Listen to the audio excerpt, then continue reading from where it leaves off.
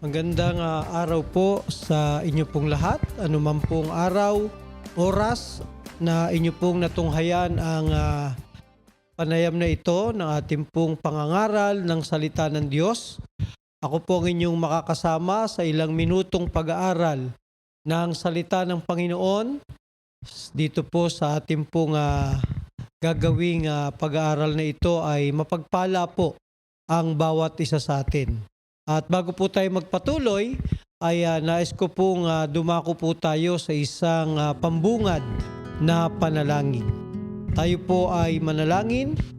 Dakilang Ama na nasa langit, nagpapasalamat po kami sa araw na ito na ginawa mo po sa amin. Salamat po na kami po ay makatunghay, makapakinig ng iyo pong salita. Naway buksan mo po ang aming mga puso, ang aming mga isipan, upang higit po naming malaman ang kahalagahan ng iyo pong iglesia, ng iyo pong pagtitipon, ang iyo pong panawagan sa amin na kami po, Diyos, ay magpahalaga sa aming buhay Kristiyano. Pagpalain mo po ang lahat ng makikinig, lahat po nang aabuti ng tinig na ito, saan man dako po sila, Ama, naroroon, ay mapagpala mo, Ama, sa ngalan po ni Kristo Jesus na aming Panginoon.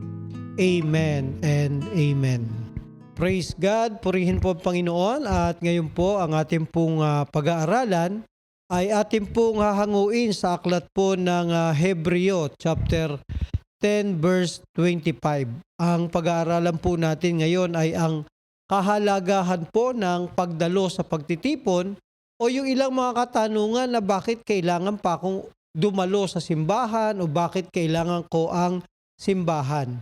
Ito po ang madalas po nating naririnig. Tunghayan po natin ang sinasabi ng banal na kasulatan sa Hebreo chapter 10 verse 25. Ito po ang sinasabi. At huwag kaligtaan ang pagdalo sa ating mga pagtitipon gaya ng ginawa ng ilan, kundi palakasin ang loob ng isa't isa, lalo na ngayong nakikita nating nalalapit na ang pagdating ng Panginoon. Mga kapatid, ito po ang ebanghelyo na ating pong tutunghayan ngayon, yung pong binabanggit ng Panginoon na huwag kaligtaan ang pagdalo sa mga pagtitipon. Madalas po nating naririnig o madalas po nating tinatanong kung bakit mayroong pagtitipon, bakit mayroong simbahan, o bakit mayroong iglesia. O kaya naman ay kung bakit kailangan natin ito. Bakit na lang hindi tayo pumasok sa isang pansarili nating personal na pagsamba o kaya ay magtungo sa bundok, pumunta sa tabi ng dagat o kaya sa mga espesyal na lugar para mapalapit sa Diyos at tawaging ito po ay isang mabuting paraan ng pakikipag-ugnayan sa Panginoon. Totoo naman po mga kapatid, at madalas nga narinig ko po na sinasabi rin ng aking tatay nung siya po ay nabubuhay na ang Diyos daw po ay nasa lahat ng dako at pwede po raw tayong mapalapit sa Diyos nasaan man tayong lugar, no? At tayo daw po naman ay nakikita ng Ama sa langit at ang Diyos po ay nasa lahat ng dako. Tama po naman po mga kapatid, pero tandaan po natin yung kahalagahan po ng pagdalo sa mga pagtitipon o yung pagsama po natin sa tinatawag na simbahan. Dahil po meron pong higit na plano ang Diyos para po sa ating buhay espiritual. Nais po kasi ng Diyos na tayo po ay maging pinakamabuti sa abot po ng makakayanan ng pagdalo po natin sa gawain po ng Panginoon. Dahil meron pong plano ang Diyos para po sa ating kaligtasan at ang kaligtasan pong yan ay matututunan lang po natin kung tayo po ay nakakapakinig ng salita ng Diyos sa mga pagtitipon, sa mga iglesia o sa mga simbahan. Kaya po mga kapatid, ang karamihan po kasi sa mga tao ngayon, ang pagkakaunawa po nila sa salitang simbahan ay yung pong isang gusali o yung tinatawag na building. Pero mga kapatid, hindi po ito yung biblical na kahulugan po ng simbahan. Ang salita pong simbahan ay nagmula po sa salitang Griego na ibig pong sabihin ay ekklesia. Na ang ibig pong sabihin nito ay pagtitipon o ekklesia ay mga tinawag. Kaya po mga kapatid, ang tunay pong kahulugan ng simbahan ay hindi po tumutukoy sa isang gusali. Sa halip ito po ay tumutukoy sa tao. Kaya pag sinabi pong simbahan, no, o tinatawag na iglesia, ito po ay yung tinatawag na katawan ni Kristo. Pag sinabing katawan po ni Kristo, ito po ay binubuo ng lahat po ng mananampalataya. Mula po sa panahon ng banal na kasulatan, ng panahon ng Pentecostes, hanggang sa muli pong pagbabalik ng Panginoon, ang simbahan po, mga kapatid, ay ang katawan ni Kristo. Sino yan, yung katawan ni Kristo? Ikaw, ako, tayong lahat. Tayo po ang simbahan. Hindi po ito isang gusali. No, karamihan po kasi pag sinabing church, iniisip natin, pupunta tayo sa isang building.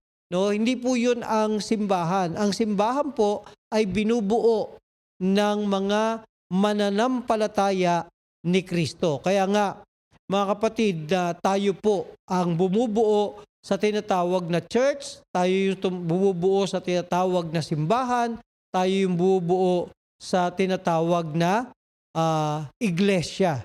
Kaya po mga kapatid, mayroon pong mga bagay na dapat po tayong matutunan sa buhay natin. Sa ating pong buhay na ito ay dapat po na tayo po ay matuto kung bakit kailangan natin na dumalo sa pagtitipon ng iglesia o ng simbahan. May mga dahilan po kung bakit kailangan po nating pumunta sa simbahan o bakit kailangan nating umanib sa isang simbahan. Unang-una, kailangan po tayong matuto na makilahok po sa ebanghelyo ng ating Panginoong Hesukristo. Sa pamamagitan ng pagdalo natin sa simbahan, ito po ay isang biyaya para sa atin yung pagiging miyembro ng simbahan ay maaari po tayong matuto tungkol po sa salita ng Diyos o yung tinatawag na ebanghelyo. Pangalawa po, kung bakit kailangan nating dumalo sa gawain ng Panginoon o dumako sa simbahan ay upang tayo po ay makatanggap nung tinatawag na ordinansa ng Biblia o yung mahalagang ordinansa ng banal na kasulatan. Ano po yung dalawang ordinansa na dapat po nating matutunan? Yan po yung pakikiisa po natin sa banal na komunyon o yung tinatawag na Holy Communion at yung ordinansa na tayo po ay tumanggap nung tinatawag na bautismo sa tubig. Yan po yung mga matututunan po natin sa ating pong simbahan kapag tayo po ay dumadalo, dumadako. Marami po tayong matututunan, mapapalakas po yung ating pong buhay pananampalataya. At ang isa po sa mga kahalagahan po kung bakit kailangan po natin ng simbahan ay upang matulungan po ang bawat isa sa atin sa paglakad sa ating pong buhay dito po sa mundo. Ang isa pong pangunahing dahilan kung bakit may simbahan ng Panginoon ay upang lumikha po tayo ng isang community. No, ito pong community na to ay isang banal na susuportahan tayo sa isa't isa. Tayo po ay mayroong landas na dapat tahakin at yan po ay makakamtan po natin yung kalakasan sa pamamagitan po ng pagdalo natin sa ating pong mga pagtitipon sa ating simbahan. Kaya po ibinibili ng banal na kasulatan nang sabi sa Hebreo 10:25, at huwag kaligtaan ang pagdalo sa ating mga pagtitipon. So maliwanag po, inuutos ng Panginoon na huwag kaligtaan ang pagdalo sa ating mga pagtitipon. Tingnan niyo po yung sinabi rito sa Hebreo 10:25. Huwag kaligtaan ang pagdalo sa mga pagtitipon gaya raw ng ginagawa ng ilan. So ibig sabihin, maraming mga tao, maraming mga Kristiyano ang nakakalimot pumasok o pumunta sa simbahan upang sumamba at magsama-samang magpalakasan. Kaya sabi rito ay maging matalino po tayo. Nang sabi doon, tayo po ay dapat na dumadako, no, sa iglesia o sa simbahan. Huwag daw po nating kaliligtaan. Bakit? Ang sabi rito, para palakasin ang loob ng isa't isa. Yun po ang napakahalaga. Sabi diyan, kaya lalo na ngayon, sabi rito, ng Hebreo 10:25, lalo na ngayong nalalapit na ang pagdating ng Panginoon. So mga kapatid, sa simbahan, maari po nating linangin o palawakin na tayo po ay magkaroon ng ugnayan sa ibang tao. Maari po nating matulungan ang bawat isa sa mahihirap na sandali habang tayo po ay nasa gitna ng problema. Tayo po ay maaakay, magagabayan, at may masasabayan tayo sa paglalakad sa buhay natin na kung tayo po ay mga problema na dapat po nating tahakin sa buhay. Kaya po, napakahalaga po ng simbahan na ating pong tinutungo o pinupuntahan sapagkat sila po makapagbibigay sa atin ng lakas. Kaya po tayo pong mga anak ng Diyos ay dapat po, sabi ng Bible, na magturuan sa isa't isa. Dapat po nating tulungan ang bawat isa na mahanap po natin ang tamang daan. At saan po natin makikita? Yung pagdalo po natin sa mga pagtitipon para naman na tuturuan tayo, nakapag-aaral tayo ng salita ng Diyos at yung pananampalataya natin ay lumalawak sa pakikinig ng salita ng Diyos. Kaya po mga kapatid, ang simbahan po ang pinakamainam na lugar para gawin natin yan. Kaya po mga kapatid, ang simbahan kung bakit kailangan natin ay upang tulungan tayo, tulungan ang mga pamilya na maging karapat-dapat para sa buhay na walang hanggan. Yan po yung dapat nating matutunan kung bakit kailangan natin ng simbahan upang magdala rin po tayo ng lahat upang makapagdala tayo ng mabuting balita sa lahat ng tao. Kaya po sabi rito ng Panginoon, no, kung tayo may dumaranas ng matinding kahirapan, kung tayo may dumaranas ng matinding pagsubok, no, sa kabila ng tayo po ay nahihirapan, meron pong kapatiran sa loob ng simbahan na makapagbibigay po sa atin ng lakas. Kaya po mga kapatid, napakahalaga po na tayo ay dumadalo sa simbahan para dito po ay maitatag natin ang kaharian ng Diyos dito sa lupa. Nandito pa lang tayo sa lupa ay nararanasan na natin yung kaharian ng Diyos sapagkat siya sabi nga ng panalangin na itinuro ng Panginoon na dito pa lang sa lupa ay maghari ka na. Kaya kung tayo po ay dumadalo, sumasama sa mga pagtitipon, ay mararanasan po natin yung kaharian ng Diyos dito pa lamang po sa lupa. Kaya ito po yung isa sa pinakamahalagang dahilan kung bakit po ang Diyos ay nagtatag ng isang simbahan ay dahil dito o ito ang kaharian ng Diyos dito po sa lupa. Kaya po mga kapatid, sa pamamagitan ng simbahan ay maisasagawa ang mga bagay na hindi magagawa sa pamamagitan ng sarili lang. Kaya kailangan po natin ng mga kapatiran na makakasama natin sa simbahan.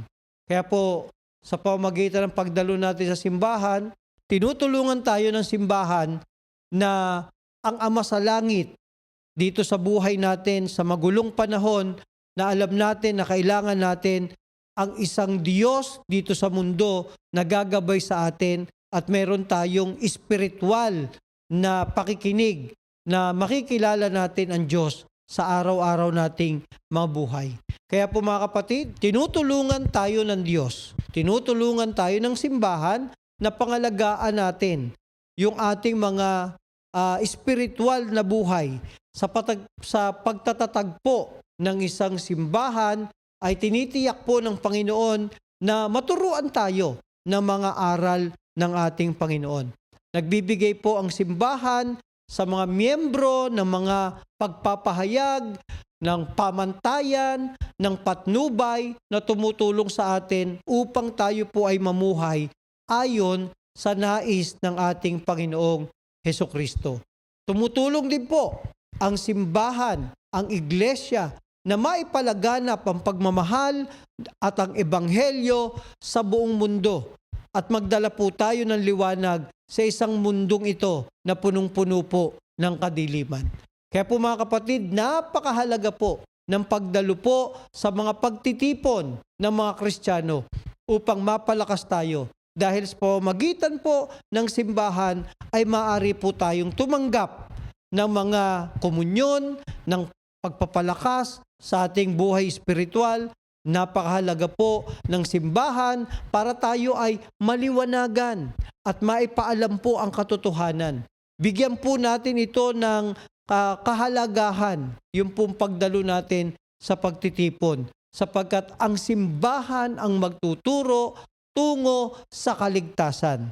Na ang kaligtasan ay matatagpuan natin hindi sa simbahan, hindi sa relihiyon, kundi sa isang tamang relasyon sa ating Panginoong Hesukristo. Kaya po mga kapatid, ang simbahan ay magkakaroon tayo ng isang tinatawag na walang hanggang pamilya na kasama natin ang ating mga magulang, kasama natin ang ating mga kapatid, at balang araw ay tayo ay magiging isang pamilya sa harapan ng ating Panginoong Hesukristo.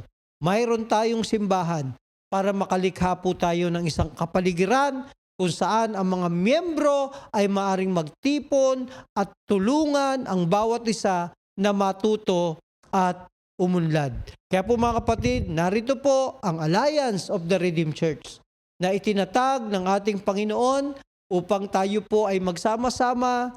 Hindi po relihiyon ang makapagliligtas sa atin, kundi ang simbahan ay magtuturo ng tamang relasyon sa ating Panginoong Hesus. Kaya po sa pamamagitan ng simbahan ay maaari nating lakaran ang landas tungo po sa buhay na walang hanggan, kung saan makapamumuhay tayo na kasama natin ang ating Amang nasa langit at ang ating pamilya magpakailanman. Kaya po mga kapatid, sabi ng Bible, huwag nating kaligtaang dumalo sa mga pagtitipon gaya ng ginagawa ng ilan, kundi palakasin ninyo ang loob ng isa't isa. Kaya po mga kapatid, ano pang hinihintay natin? Maghanap po tayo ng isang iglesia, ng isang simbahan, ng mga pagtitipon ng mga Kristiyano upang higit po tayong lumakas sa ating pananampalataya.